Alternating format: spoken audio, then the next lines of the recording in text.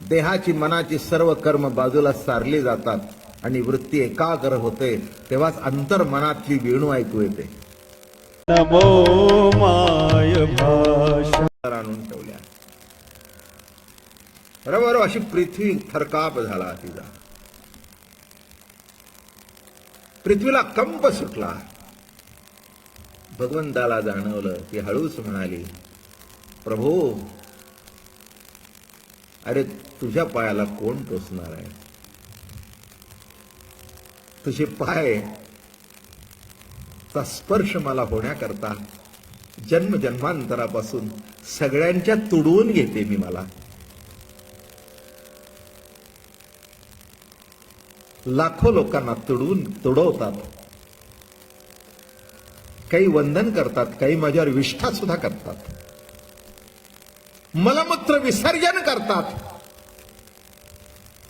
प्रभू, आज तुझा माझा स्पर्श होण्याचा योग आलेला आहे. आणि मैयाने तर चप्पल पुढे ठेवली. घालणार घालणार आणि असा थरकाप झाला.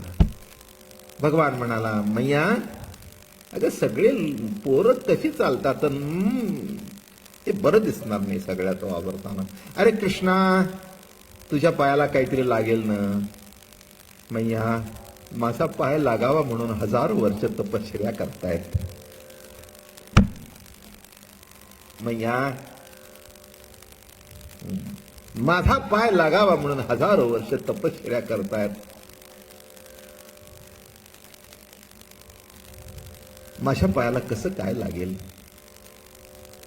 दगड लागला तर बाई झाली, दगड लागला तर बाई झाली. मागचं रामायण माहिती आहे ना. अहिल्या उद्धार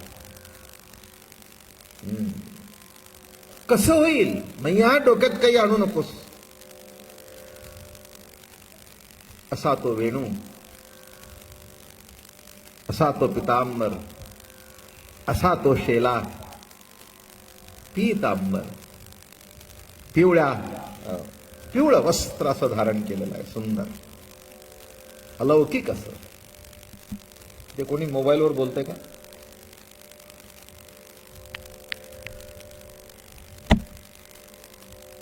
मोबाईल बंद ठेवा. इथे माझ्याजवळ बसून तुमचं बोलणं माझ्या कानावर येतं.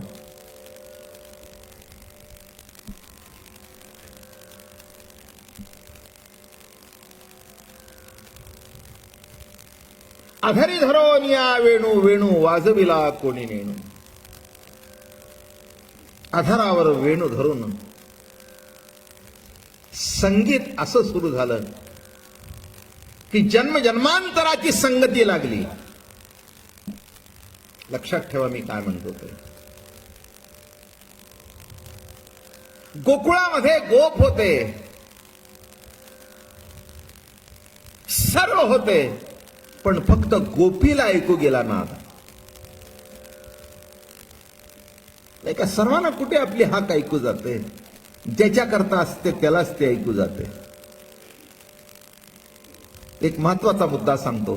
हृदयस्थ परमात्मा जवळ असून शेवटचा श्वास घ्यायची पाळी आली तर जवळ असून सुद्धा त्याची हाक ऐकू येत नाही. जवळी आहे परी भेटेना.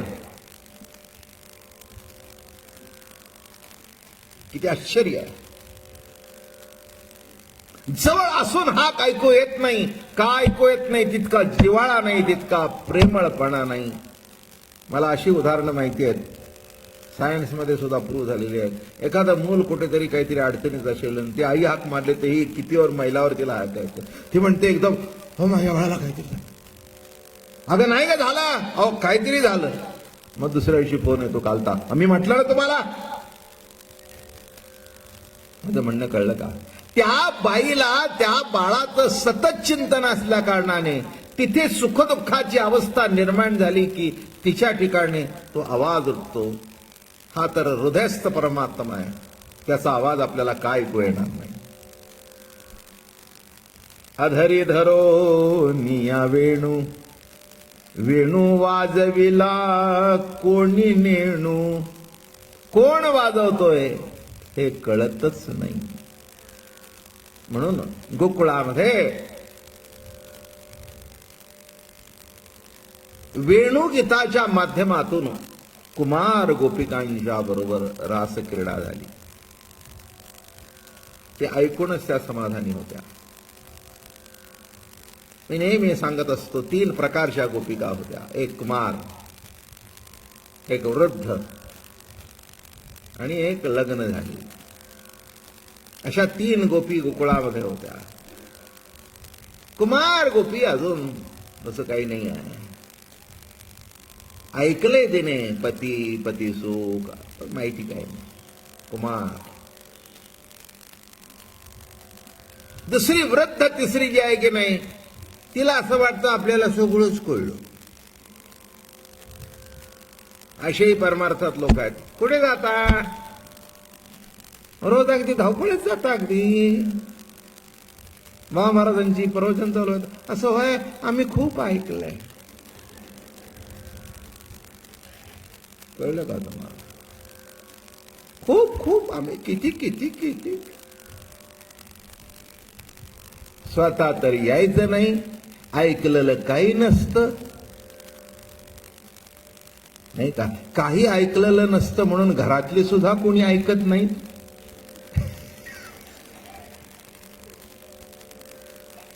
काय आम्ही खूप 70 वर्ष पुण्यात राहतोय. जेवढे जेवढे कार्यक्रम झाले तेवढ्याला मी होतो. कृष्णचरित्र सांगतायत होय? तेच ना आपलं? हो, तेच तेच तेच. कोण कृष्णाला बदलणार आहे? तेव्हा खरं आहे तेच. आम्हाला सगळं माहिती आहे बरं का. अशा समजुतीत अडकलेला वृद्ध गोपी. काय पोरं कोणालाच झाली नाहीत का? एवढं अगदी सगळ्यांनी त्याच्याच मागे जावं. सगळी ही गेली यमुनेच्या तीरावर, ती गेली यमुनेच्या तीरावर. आम्ही काय वांझोटे आहेत काय? मला ओळीने 11 झाली.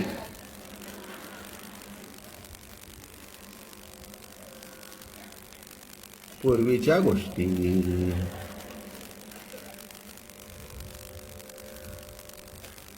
मला माहिती आहे, एका बाईला 14 मुलं झालेली. मला माहिती आहे. त्यांनीच मला कथा सांगितली. आणि ती 14 झाली. जेव्हा 7-12च्या उतारला झाले, लावायला गेले जमिनीवर, तेव्हा आई कोण बाप कोण एवढेच झाले. ते मग तो तोंडाकडे बघू लागला. ते म्हणले, बाप एक ठीक आहे, पण आया किती? ते म्हणले, नाही एकच. ते म्हणले, मी उद्या घरी होतो, त्या बाईचं दर्शन घ्या. ही अतिशोक्ती नाही, माझ्या फडावरची गोष्ट आहे. काय आश्चर्य आहे.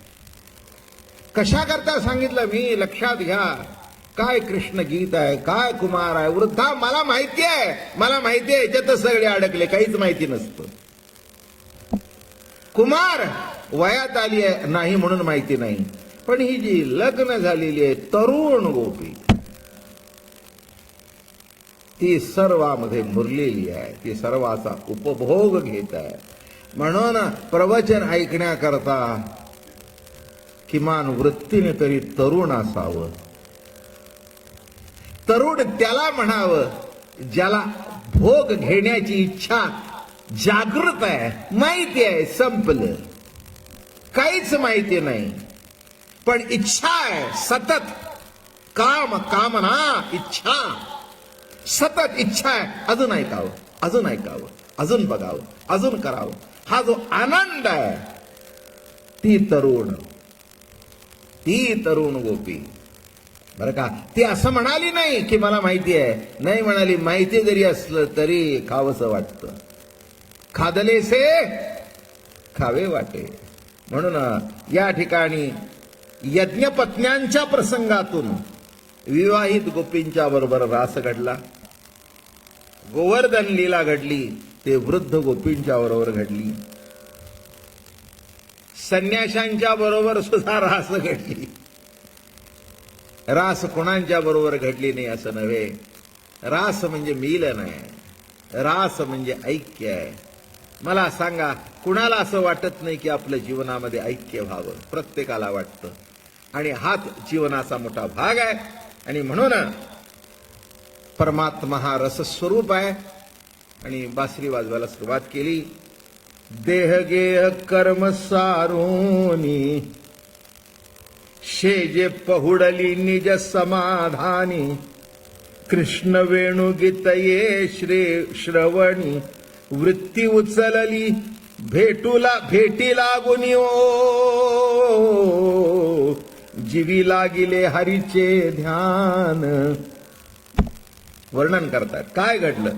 देह गेह कर्म सारुनी सर्व देह गेह कर्म बाजूला सारले आणि निवांत पडली होती. ह्याच्यातून सिद्धांत कळला का.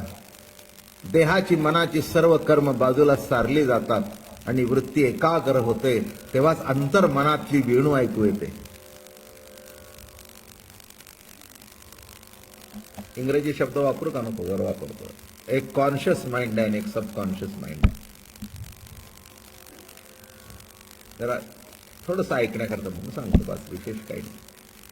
सबकॉन्शियस काही वेळेला आपल्याला असं वाटतं की आपल्याकडून हे कुठून आलं, तुम्हाला कळत नाही, पण ते कुठेतरी सबकॉन्शियस माइंड मध्ये ते विचार चालू असतात आणि ते एकदम असे पुढे येतात. तुम्हाला नड पडेल तेव्हा ते पुढे येतात. नाहीत असे म्हणू नका. ते कुठेतरी तसं तो वेणू ऐकण्याकरता बाहेरचं कॉन्शियसनेस संपेल तेव्हा सबकॉन्शियस अवस्थेमध्ये गेल्यानंतर भगवंताची वेणू ऐकायला येईल. म्हणून ती काय सांगतात, झोपून गेली.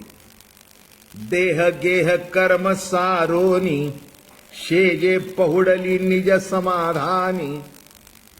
नाही का, बायका अगदी जेव्हा शेवटा येऊन झोपतात ना, पुरुष काही नाही, आपलं खाल्लं पेल्लं की.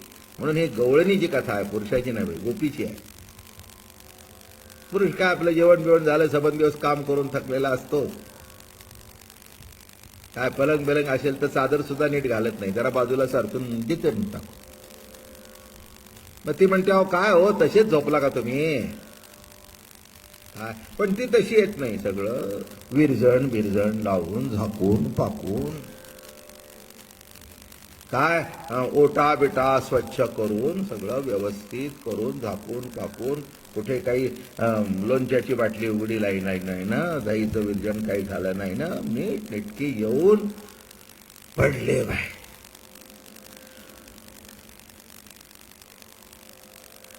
आणि तितक्या जर आठवण झाली तर उठली बरं का. अगं उद्या पोरांनी दहीवडी सांगितले, विरजण लावायचे राहिले, उठली नाही का.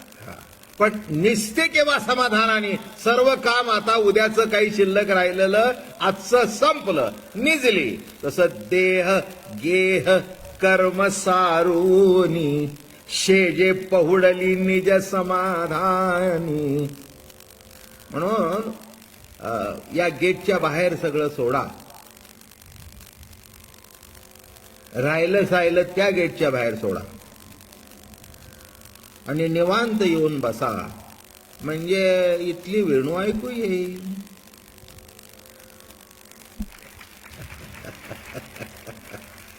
काय म्हटलं मी. म्हणून देवळात जाताना सुद्धा पहिल्यांदा चप्पल पायरीजवळ काढून ठेवाव्या लागतात. तत्वज्ञान काय त्यातलं नाही का. काय चप्पल घालून डायरेक्ट देवापर्यंत जाता नाही ना. नाही, पहिल्यांदा पायरीजवळ काय करता, चप्पल काढून ठेवता. मग चप्पल काढून ठेवल्यानंतर ठण तिथे एक नाद केला जातो, ते एक असं सर्कल वेव तयार होतात ते नाही का. मग आल्यानंतर चप्पल काढून ठेवली, घंटी वाजवली, मग उगीच लाईनीत कोण आहे उभं ते बघत बसतो.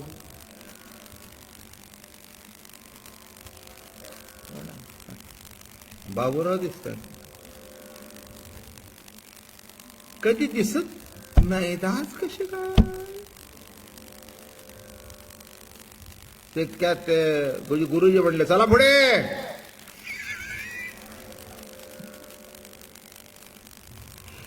आले गणपती.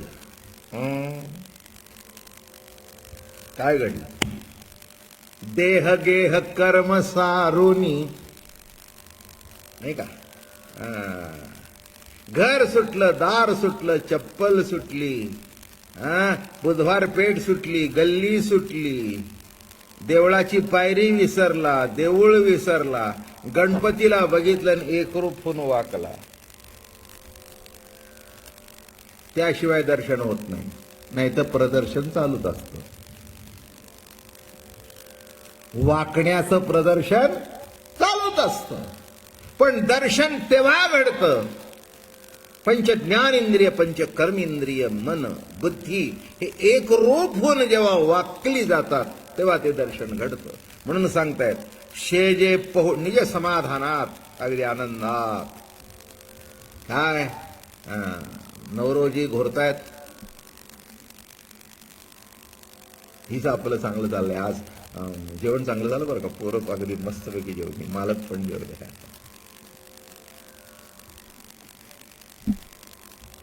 लक्षात ठेवा, सगळं बाह्य जगत संपतं तेव्हा अंतःकरणातली जी वेणू वाजते तिचा आवाज येतो. आणि म्हणून म्हणतायत वृत्ती उचलली भेटी लागून ओ,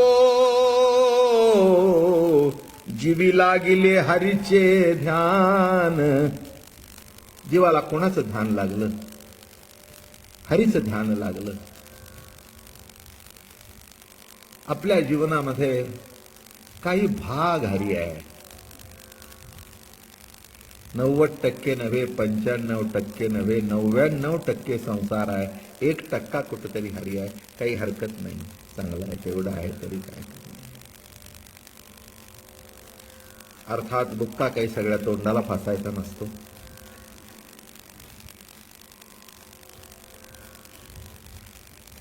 नाही का? एवढा लावला तरी चेहरा बरा दिसतो. काही तोंडाला फसायचं नसतं. किंवा आपण काही बुक्क्याचे व्यापारी नाही, म्हणून ती पंढरपूर सारखी शीख भरून ठेवलेली आहे. त्याला गावाला विकायचं, आपल्या पुरतं एवढं पुष्कळ झालं. तसं साधू संतांना 100% असावं. आपल्याकरता एक चिमूट जरी प्रभू प्रेमाची प्राप्त झाली तरी पुष्कळ झालं, खूप झालं आपल्या. आसोनी संसारी जिव्हे वेगू करी, हे रोज सांगतो मी. म्हणून आपल्याला घडत नाही किंवा काही नाही याच्याबद्दल खंत करण्याचं काहीच कारण नाही. जे घडतंय ते सुद्धा फार आहे. कुणाला काहीच घडत नाही, आपल्याला हे घडतं हे काय कमी आहे याचा आनंद भोगावा. म्हणून या ठिकाणी म्हणाले जीवी लागिले हरीचे काही केले न राहे मन, प्रेम पडी भरे येतसे स्पुंदून, हर चरणी ते वेधिले मन हो. आपलं मन नको तिथे जातं, विषयाकडे जातं, कामाकडे जातं, क्रोधाकडे जातं. हरीकडे मन लागतं का?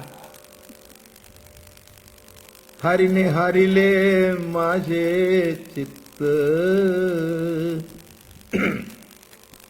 हरीने हरिले माझे चित्त, भारवित्त विसरली, भारवित्त विसरली, आता कैसी जाऊ घरा. घरा म्हणजे आता माझं मन त्याच्यात इतकं एकरूप झालं, आता देह प्रतितीकडे ओळू कशी.